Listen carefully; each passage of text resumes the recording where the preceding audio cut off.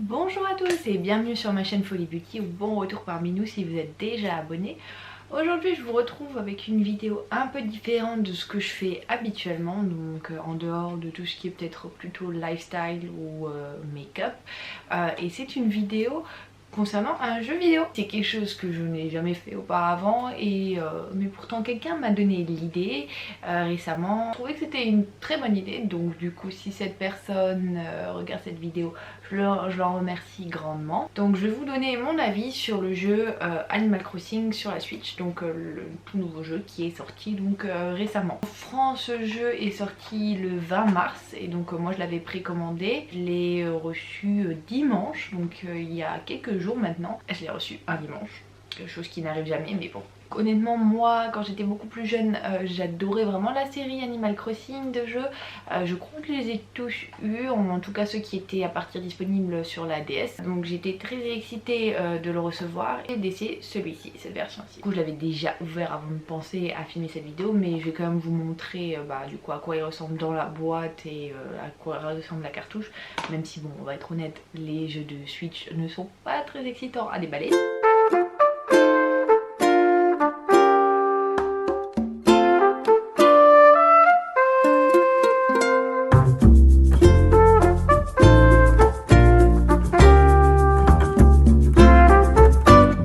J'ai joué en quelques jours, à peu près 8 à 9 heures. Donc je vais vous donner mon avis sur les quelques petites choses que j'ai déjà pu voir sur ce jeu. Même si évidemment ça sera pas donc une review en détail. Ce Animal Crossing là, donc c'est pour la Switch et il s'appelle Welcome to Animal Crossing New Horizons. L'histoire de ce jeu là, c'est que en fait au tout départ vous allez, quand vous allumez le jeu, vous arrivez dans un aéroport et vous allez embarquer pour une île déserte. Les jumeaux Mélie et Mélo vont vous poser quelques questions, dont notamment si vous voulez un personnage féminin ou masculin que vous allez pouvoir personnaliser, qui vous ressemble un peu. Après aussi vous allez pouvoir choisir une carte qui va définir votre île. Après que vous avez choisi ça, et bien c'est parti pour votre aventure. Je vous ai filmé du coup l'aperçu visuel sur une grande télé et aussi sur la console, la Switch, quand on y joue juste en main. Donc qu'est-ce qui change et qu'est-ce qui est plus ou moins la même chose entre donc les différents jeux? Les mêmes choses en fait restent la manière de jouer en fait qui n'a pas changé. Les commandes sont plus ou moins les mêmes pour utiliser ces outils, donc tout ce qui était comme avant, la pelle, la canne à pêche, tout ça, ça reste les mêmes commandes. Sur la Switch et bien du coup on joue pas pareil, donc effectivement c'est toujours sur les mêmes boutons, mais par exemple il faut toujours utiliser le bouton A pour parler, le bouton X pour ouvrir son inventaire et donc du coup pour utiliser les objets qu'on a, bouton B justement pour l'enlever. Mais aussi maintenant sur la Switch, donc il y a d'autres boutons sur le côté, les boutons ronds aussi, donc là aussi ceux-là peuvent nous servir du coup à échanger et bien par exemple nos articles. C'est la même manière de jouer, c'est les mêmes boutons mais avec des capacités en plus, puisque du coup il y a d'autres boutons qui sont disponibles sur la Switch. L'histoire en elle-même, les tâches confiées restent plus ou moins les mêmes entre chaque jeu et c'est ce qui fait qu'en fait on aime Animal Crossing. On peut toujours vendre des objets, en acheter, décorer sa maison, avoir un prêt. Si les personnages sont toujours les mêmes, ou en tout cas les personnages généraux, en fait l'histoire ou comment ils atterrissent dans le jeu est un peu différente. Ça reste toujours la même chose, il va falloir toujours trouver des poissons, des insectes, des fossiles, tout ça reste la même chose. Quand vous arrivez sur l'île, vous n'aurez par contre que 2 habitants. Moi ça m'a étonné un peu parce que je pensais du coup qu'il y aurait plus d'habitants par rapport à jeu. Il y en avait toujours je pense 4 ou 5. Moi j'avais eu un Rina, il me semble, un rhinocéros rose et babouin qui était un babouin. Vous choisissez pas du tout et il débarque en même temps que vous au début de l'histoire. Après il faut garder en tête que j'ai pas encore beaucoup joué, donc peut-être que ça arrivera plus tard. Vous avez toujours aussi la même monnaie, les clochettes comme les autres jeux. Vous pouvez aussi vous habiller.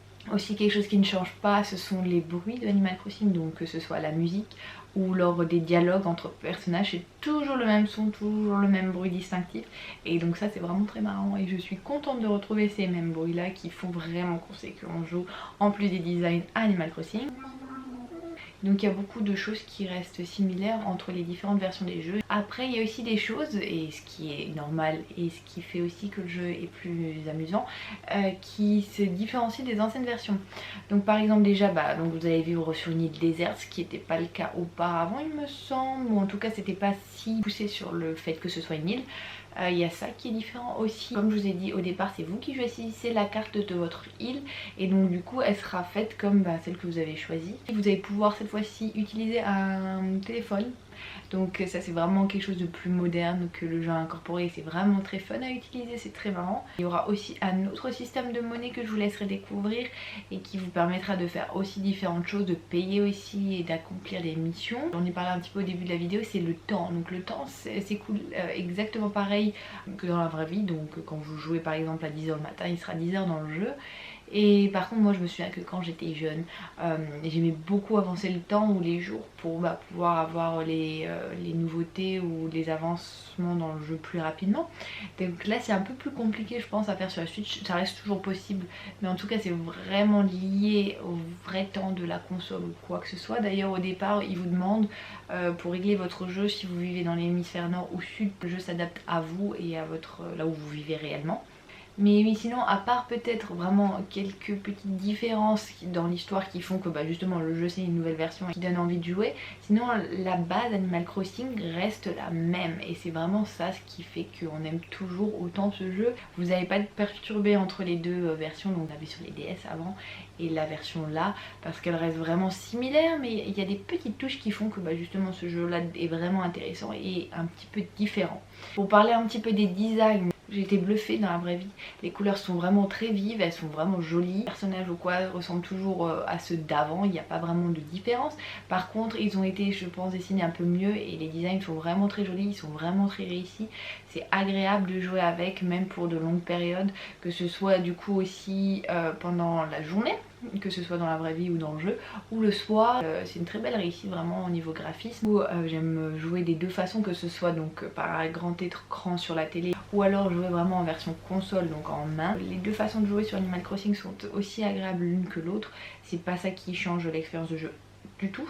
Mon avis final sur ce jeu, et quand je l'ai reçu j'avais quand même un petit peu peur qu'il ressemble bien trop au précédent et vu que c'était toujours la même chose, que ça finisse par m'ennuyer un petit peu. Mais alors oui, c'est vrai, c'est toujours le même principe, vivre seul quelque part, créer sa maison, vivre un peu sa vie tout seul en fait.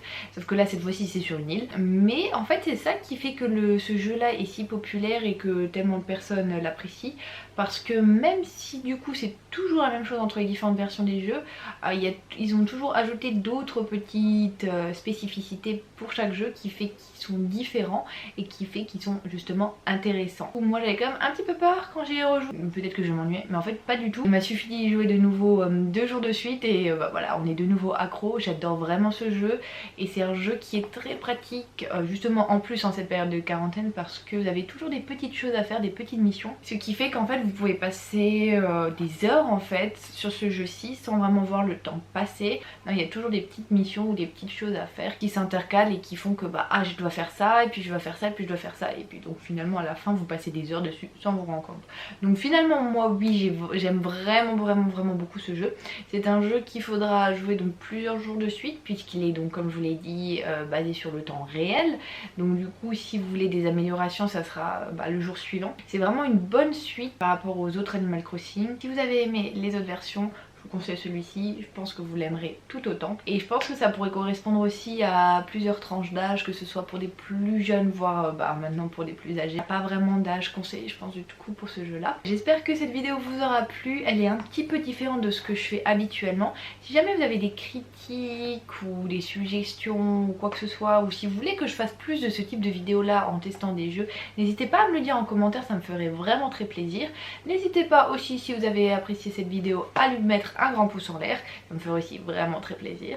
Et aussi si ce n'est pas déjà fait, n'hésitez pas à vous abonner sur ma chaîne en cliquant sur le grand bouton juste en dessous. Sinon on se revoit très bientôt dans une prochaine vidéo. Bye, prenez soin de vous.